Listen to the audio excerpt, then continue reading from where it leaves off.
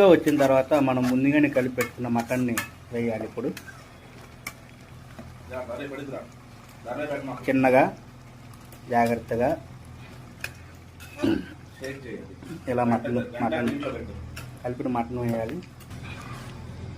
ఇలా రూమ్లో ఎందుకే చేసుకుందాం అనుకుంటే పెద్దలు డాక్టర్లు బయట తినొద్దన్నారు. అందుకే మా వాళ్ళు రూమ్లో ఈరోజు ప్రయోగం చేస్తున్నారు. చూద్దాం ఎలా కుదిరిద్దో. ఇలా ఒక అరగంట తర్వాత కిలో మటన్, ఒక్కొక్క కిలో మటన్ 900 రూపాయలు. వాటికి కావాల్సిన తగిన సామాన్లు 100 రూపాయలు అయినాయి. మొత్తం 1000 రూపాయలతో ఈరోజు మటన్ కర్రీ చేసుకుంటున్నాము. లేత పొట్టేలు మోసం తీసుకొని దగ్గరుండి కొట్టించారు. ఆ ఫోటోలు కూడా తీసాం, అప్లోడ్ చేస్తాం. ఇలా ఒక అరగంట లో ఫ్లేమ్ మీద ఇలా ఒక అరగంట ఉంచాలి, మూత పెట్టుకోవాలి. సరిపోనందున మళ్ళీ తగినంత ఉప్పు, ఒక స్పూనున్నర ఉప్పు, కారం మాది గుంటూరు కాబట్టి కారం ఎక్కువగానే తింటాం మేము.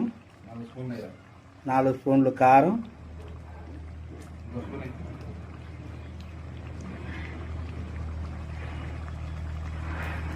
తగినంత కారం, తగినంత ఉప్పు, కొంచెం పసుపు,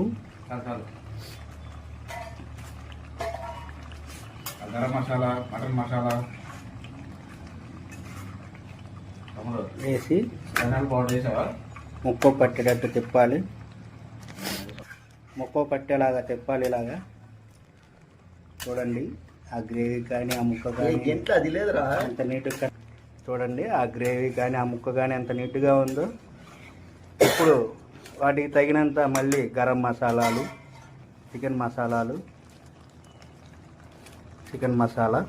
గరం మసాలా,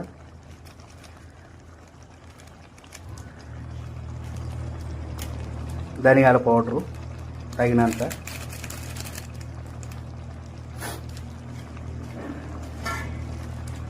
మటన్ మసాలా తగినంత. మేము అర ప్యాకెట్ మాత్రమే వేస్తున్నాము.